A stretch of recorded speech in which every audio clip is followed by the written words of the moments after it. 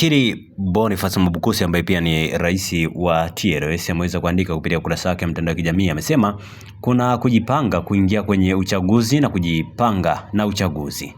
Anasema, je, lipi bora? Kujipanga kuingia kwenye uchaguzi na kujipanga na uchaguzi. Jambo la kwanza, kujipanga kuingia kwenye uchaguzi. Hili linamhusu mtu au kikundi cha watu wanaotaka kushiriki kama wagombea au washindani katika uchaguzi. Mtu anajipanga kuingia kwenye uchaguzi ana sababu kama A, nia ya kugombea nafasi fulani ya uongozi; B, kutengeneza mtandao wa kisiasa na uungwaji mkono; C, kujenga ajenda na sera zake kwa wapiga kura; D, kutafuta wadhamini na rasilimali za kampeni; E, kuhakikisha anakidhi masharti ya kisheria ya kikanuni ili kutoenguliwa. Lakini pia akaendelea kusema, kimsingi mtu huyu au chama cha namna hii hakijui uchaguzi kama njia ya wananchi kushiriki kutoa viongozi bora, bali kama njia ya mtu au muhusika kuhodhi madaraka fulani, na yanakuwa na matamanio binafsi, kundi fulani, na mara nyingi maslahi ya taifa hayawi kipaumbele chake zaidi. Na kwake uchaguzi ni jukwaa la kufanikisha lengo lake la kupata nafasi ya uongozi.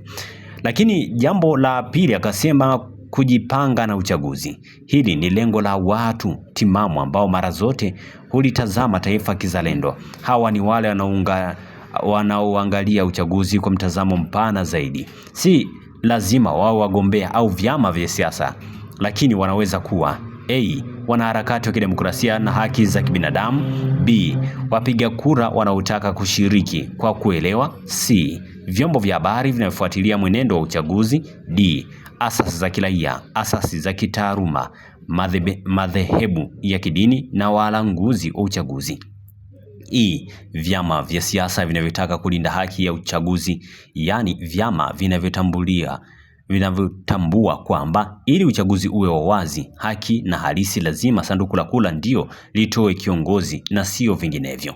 F, kwa watu wanaoamini katika falsafa hii, uchaguzi si tu kuhusu kushinda nafasi ya uongozi, bali pia kuhakikisha kuwa mchakato wote wa uchaguzi unakuwa huru, wa haki na uwazi.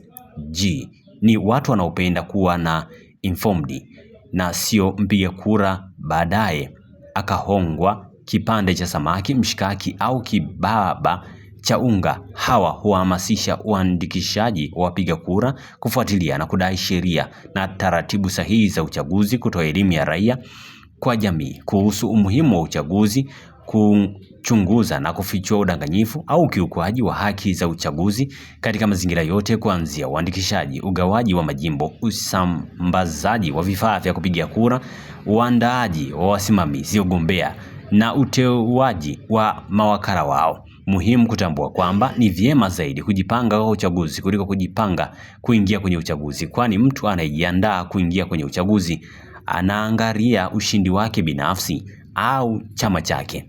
Mtu anayejiandaa na uchaguzi anaangalia mustakabali wa demokrasia na haki za kila mpiga kura, na anachagua zoezi la kupiga kura kama mchakato wa kuelekea kupata taasisi imara za kiutawala, yani mahakama, bunge na serikali, ambayo vyote vitawajibika katika hali ya kucheck na balance, huku akishindana kuwajibika na umma na sio kwa mtu au kikundi cha watu wachache.